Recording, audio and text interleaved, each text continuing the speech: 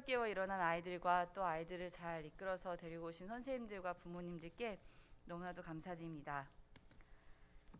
오늘은 31주차 화요일 예레미야 11장에서 15장을 묵상하시는 날입니다. 언약을 이행하시는 하나님, 배경을 먼저 함께 읽으시겠습니다. 출애굽한 이스라엘 백성들을 하나님은 언약궤로 초대하셨습니다. 죄송합니다. 예, 수요일입니다. 오늘 수요일이죠? 네, 죄송합니다. 오늘 예레미야 16장에서 18절 심히 부패한 인간의 마음 배경 함께 읽으시겠습니다.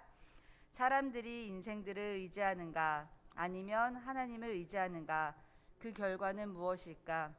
인생은 심히 부패하고 하나님은 전능하신데 이스라엘 백성들은 사람을 의지합니다.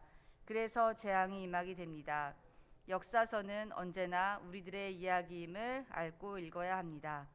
묵상의 1번을 함께 읽으시겠습니다. 초상집이나 잔치집이 의미가 없습니다. 재앙이 너무 커서 결혼이나 죽음이 의미 없기 때문입니다. 왜 이렇게까지 하실까요?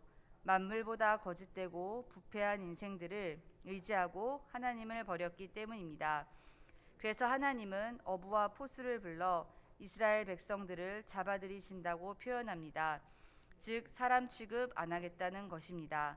어떤 마음이 드십니까? 묵상의 2번도 함께 읽으시겠습니다. 안식일을 지키지 않는 것이 얼마나 큰 죄인가를 깨우쳐 줍니다. 안식일을 거룩히 하여 어떤 일도 하지 말라고 했는데 이스라엘이 이를 범해 심판을 받습니다. 안식일의 완성은 주일인데 주일을 제대로 지키지 못하는 우리들을 바라보는 주님의 마음은 어떠실까요? 나는 안식일 곧 오늘의 주일 예배를 얼마나 소중히 여기고 있습니까? 18장 3번을 함께 읽으시겠습니다. 하나님은 예레미야를 토기장이에게 보내 토기장이가 하는 일을 보게 하십니다.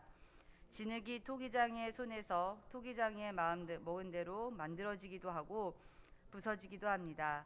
하나님은 국가와 민족들을 세우기도 하시고 멸하기도 하시는 주권자이십니다. 그런데 사람들은 주권자 하나님을 의식하지 않고 살아갑니다.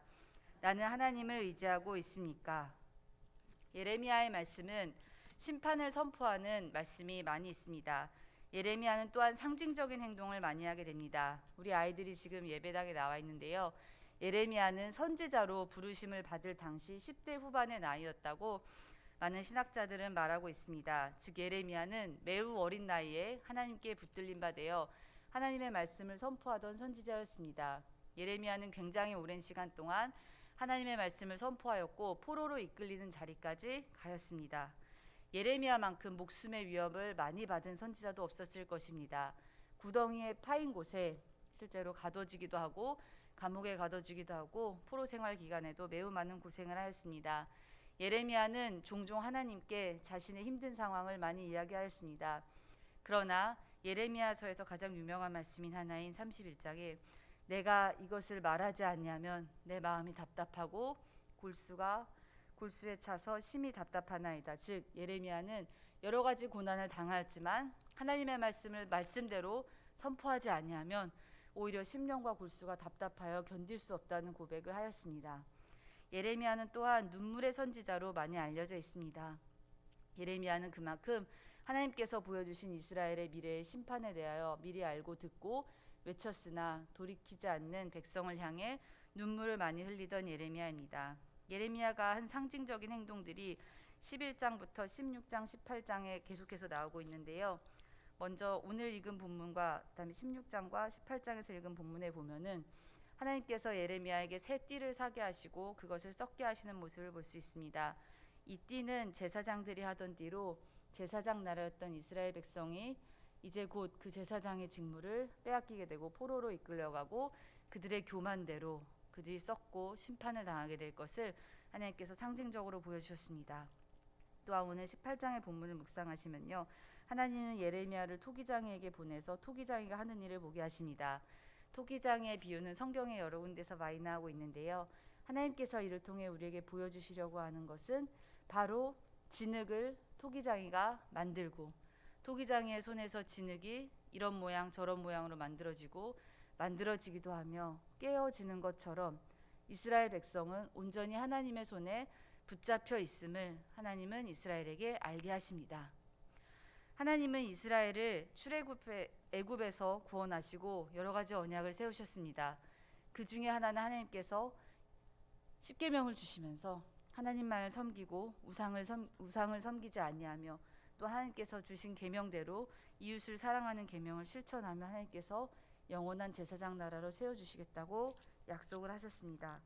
그러나 이스라엘은 이를 지키지 아니하였습니다. 고대에서 약속을 할 때 제가 저희 아동부 시간 때도 설교했던 부분인데요.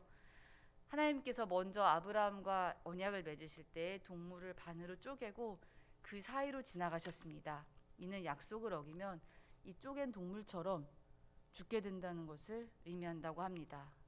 하나님께서 그처럼 이스라엘 백성과 언약을 맺으시고 이를 지키시기 위해 신실하게 하셨습니다. 하나님께서 심판을 선포하시기도 하지만 이는 백성을 돌이키기 위함이십니다.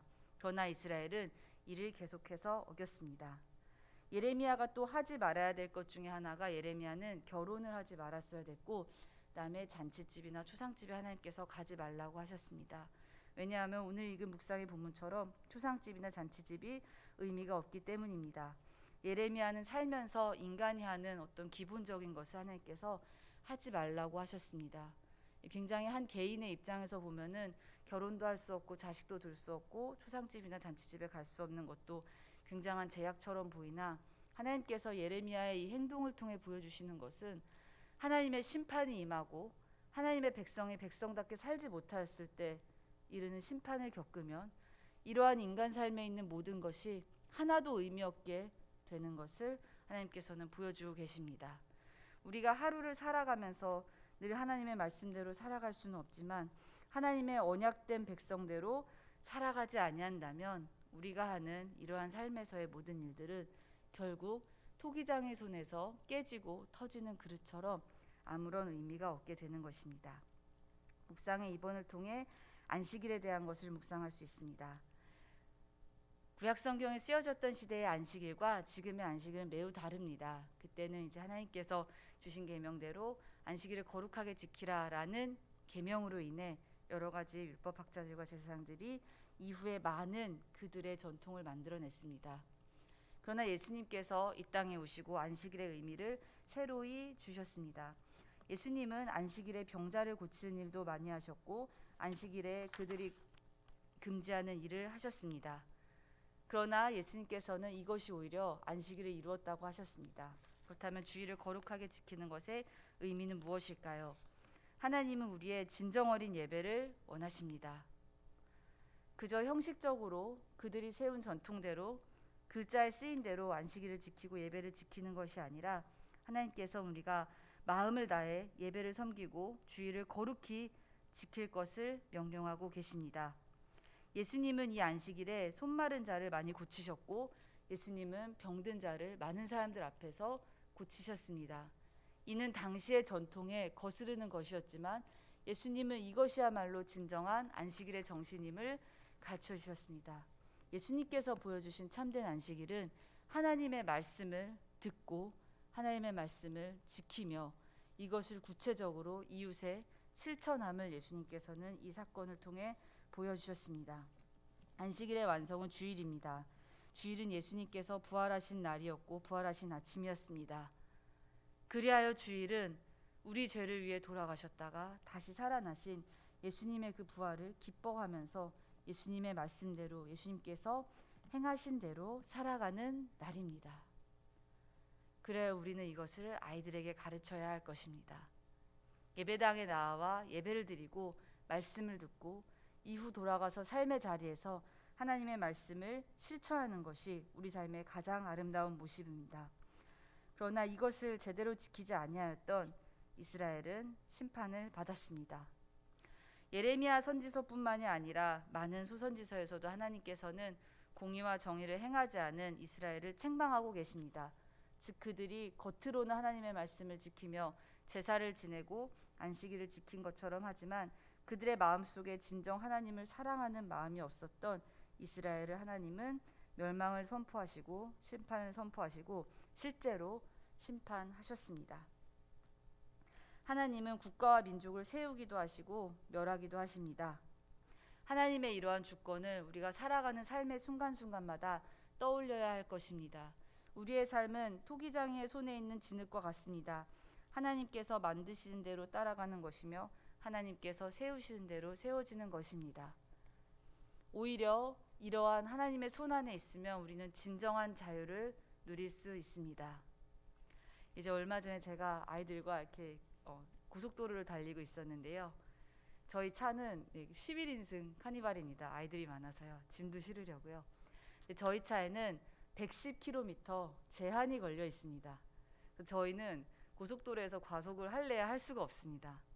처음에는 이 110km 제한이 좀 답답했습니다. 저도 좀 약간 성격이 급해서 좀 빨리 달리고 싶은데 아무리 추월하려고 해도 저희 차로는 웬만한 고속도로에서 차를 추월할 수가 없습니다. 근데 참 좋은 점은 저희가 이제 그 11인승 카니발을 산 이후로 단 한 번도 속도 위반 딱지를 떼어본 적이 없습니다. 110km 이상을 달릴 수 없어서요.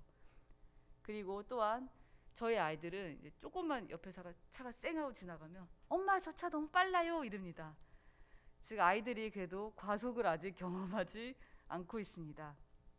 처음에는 이것이 답답하였고 하나님께서 하지 말라고 하신 마치 하나님께서 하지 말라고 하는 율법이 답답했던 이스라엘 심정처럼 좀 더 빨리 가고 싶은데 이렇게 가고 싶은데라는 마음이 답답할 수 있었으나 그러나 곧 이것이 오히려 나의 생명을 지키는 것이고 이러한 제약 안에서 오히려 더 자유를 누릴 수 있음을 저는 이 소소한 삶의 경험에서 느꼈습니다.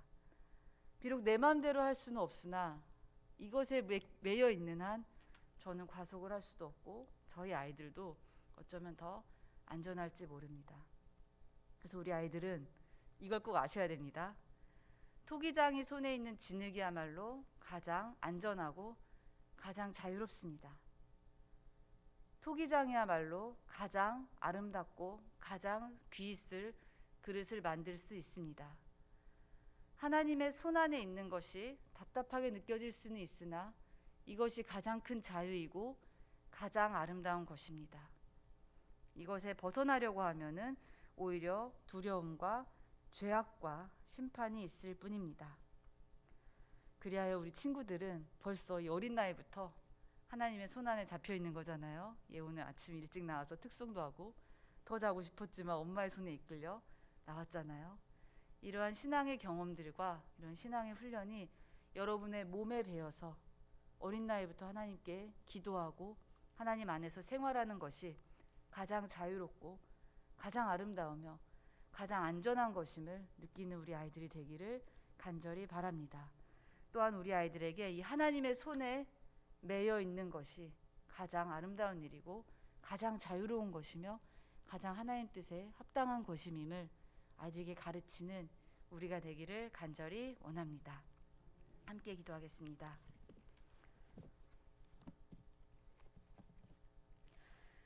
하나님 감사합니다.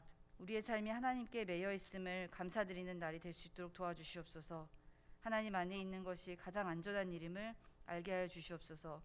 그리하여 하나님 안에서 살아가면서 우리의 삶의 의미를 찾는 오늘이 될 수 있도록 도와주시옵소서. 오늘도 감사하는 마음으로 하나님께 예물을 드리는 손길이 있습니다. 더욱더 지켜주시고 감사의 기도 제목이 날마다 늘어나는 가정이 될 수 있도록 도와주시옵소서. 오늘 또 특송한 우리 귀한 아동부 지켜주시고 여름 성경학교 동안에 많은 은혜 받아 우리 홍천중앙교회의 귀한 큰 일꾼이 될 수 있도록 도와주시옵소서. 감사드리며 예수님의 이름으로 기도합니다. 아멘.